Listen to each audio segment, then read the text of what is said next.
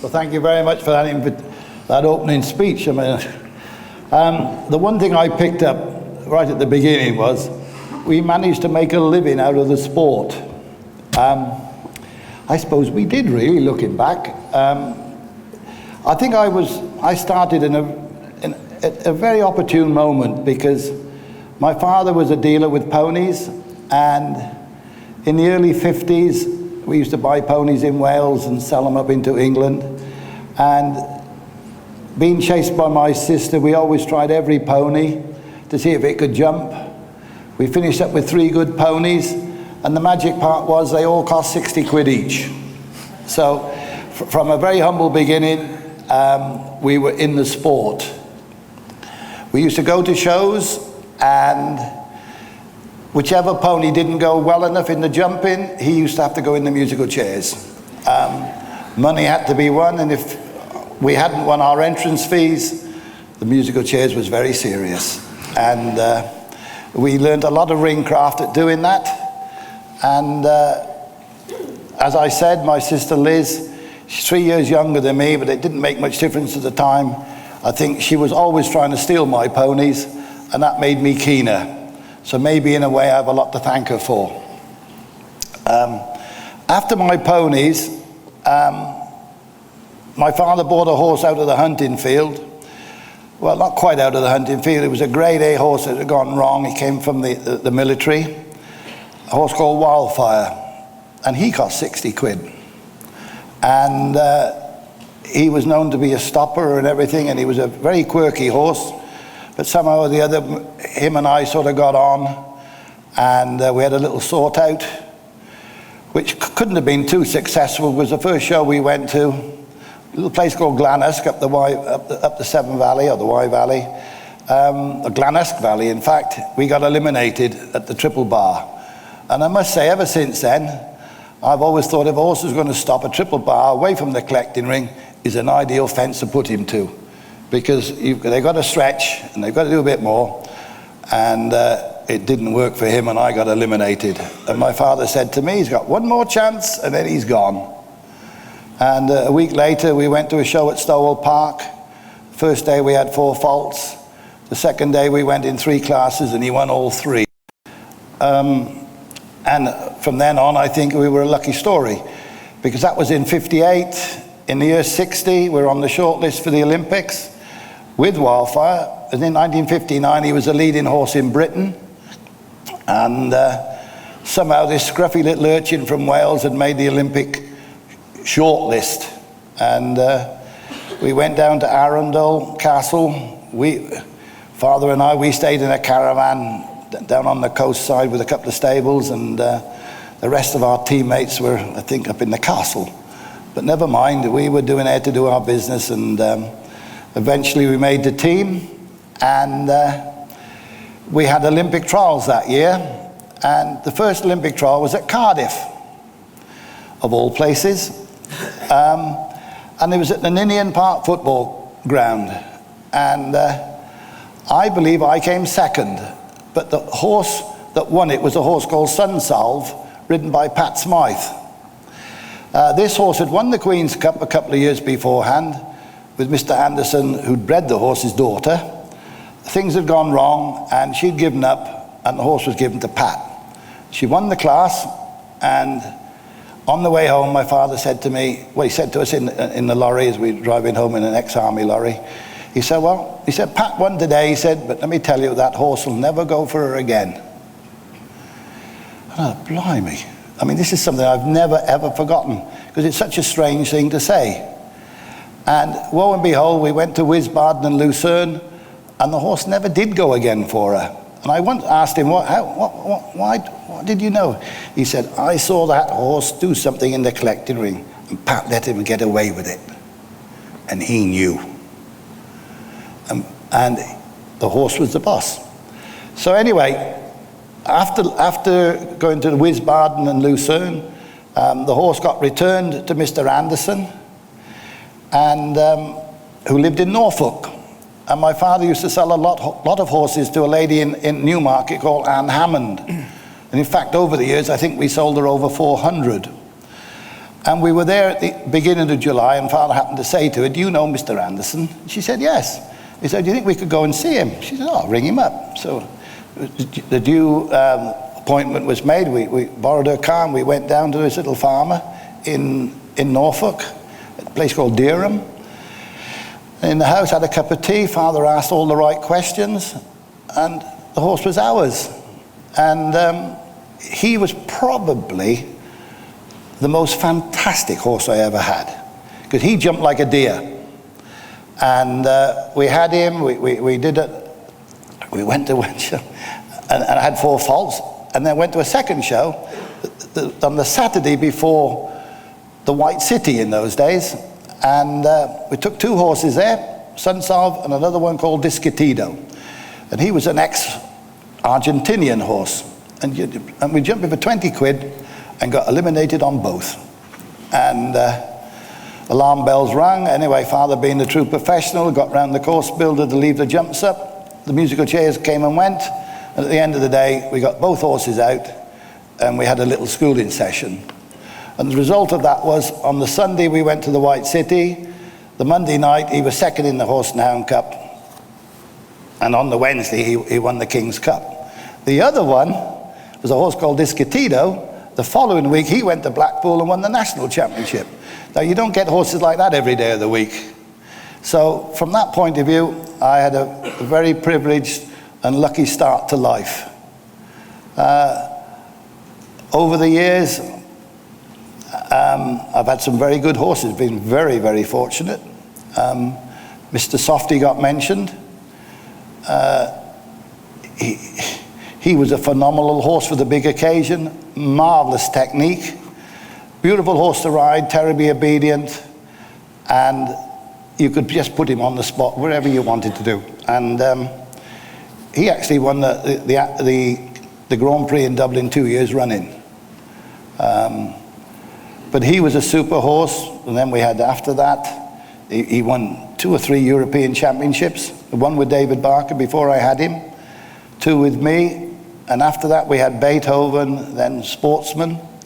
Little story about Sportsman, I went to Frank Kernan's, James's father, and I was having breakfast in the morning, and this little horse jumped in the front of the kitchen window, and I don't know what it is about a horse when you like one. Alvin Schockermuller always told me, when he saw a good horse, the palms of his hands started to sweat. And when I saw Sportsman jump this fence, the bells rang, the lights flashed, and everything happened. Him I had to have. Now, that day, the Kernans showed me 5 world-class horses. Ambassador, James, you could name them. Hill Park were 2 others. That's right, there was 5 there. And if I'd had enough gumption or enough money, I should have bought all 5. The hardest part I had was trying to buy Sportsman from Frank without him knowing that was the one I wanted. But anyway, we had him, and I think over the years he was my favorite because he was such a gentleman, that horse, and so intelligent. He won, I think he won the Dublin Grand Prix twice. I know he won it once. But he was a super horse, and the years went on. Round about that time, I met a gentleman called Phil Harris, a very ambitious carpet man in those days. I think he had about 15 shops, and he wanted to buy me a horse, and I sold him Sportsman, and we've been together ever since. So since about 1969. So we've had a good run together. And as was mentioned, he and Lord Kirkham have joined up, and they are the new owners or the new sponsors of Scott Brash. And they set their stall out. Why did we win at London at the Olympic Games? A most wonderful feat and a great surprise to all of us. And the only answer I could think was, A, we were playing at home. There's something about the Olympic Games in your own country that concentrates the mind. It didn't only concentrate our mind. The owner, he lived in the East, he was born in the East End of London. It was his own cabbage patch. He wanted to do well, and the rest of the story is just a wonderful tale, because not that we won the gold medal in the team, and everybody, I mean, we haven't looked back since. And from that point of view, I've been very, very lucky in my career to not only have ridden through it, but still to be associated with Lord Harris, like 20 years after I've retired, and still involved with, actually now the #1 man in the world. So I've been very lucky. So, David, how would you compare those horses you listed there with the modern day show jumpers? The sport is slightly different these days. The jumps have changed a lot, and I don't give too much credit to course builders, to be honest, in a lot of ways. They're the ones who have to move the jumps around the ring and whatever, and they've gone for lighter and lighter material, probably the same thing that I would have done if I'd have been a course builder. The heavy material has disappeared, the cups have got lighter, the bushes have disappeared, the big walls have disappeared. In fact, everything where a horse needed courage to jump, I believe that's not there anymore. They just jump poles, and flicky poles at that. So the emphasis nowadays on total carefulness, but the horses have to be more careful than ever.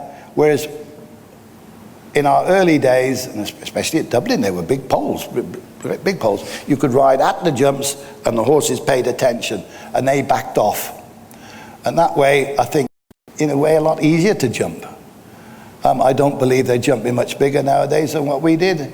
I mean, somebody was telling me the other day about the individual at Mexico. There was a jump there that only 2 horses in the entire Olympics jumped. Front pole 5'4", back foot pole about 6'4" away, about 1'8" high. Not 1'8", what am I talking about? 5'8" high. And only 2 horses in the entire Olympic Games jumped that. So I don't believe jumps has got any bigger. Training's got better. Breeding's got better. The footing's got better.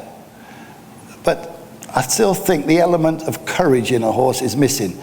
And sadly, that is where the Irish horse was at its best, with the courage of the Irish horse, because nearly all my successes were on Irish horses, and the character of an Irish horse is something that you can't breed anywhere else.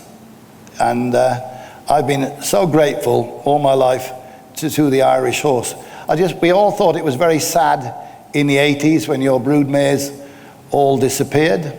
I think that was a very sad moment in our sport, because the whole of British show jumping was built, in my time, on the backs of the Irish horse.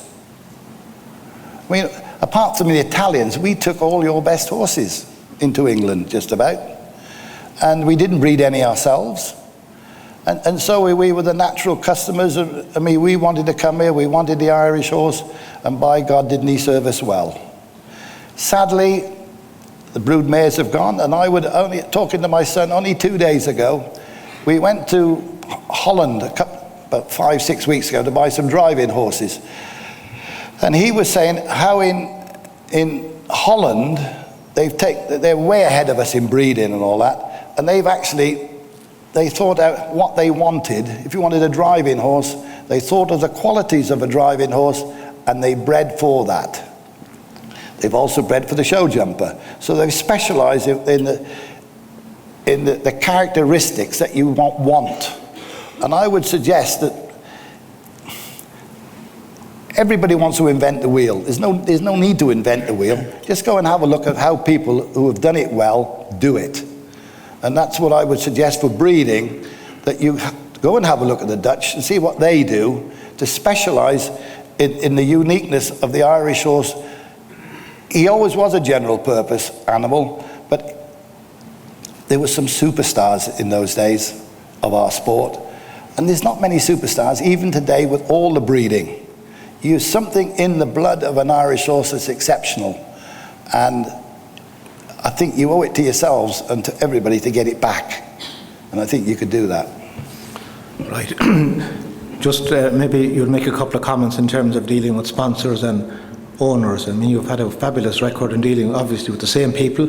It's something the sport is short of, particularly in Ireland. sponsorship and owners that stick with the business. What sort of advice would you offer on that? I think I handled some well and some not so well, to be honest with you. The biggest thing I think you can do with an owner, and it happened to me and I learnt this lesson from Nick Skelton. I had a very good horse called Hope So High at one point, and I gave him to Nick to ride. And what Nick used to do when I wasn't at a show, as he came out the ring, he used to ring me.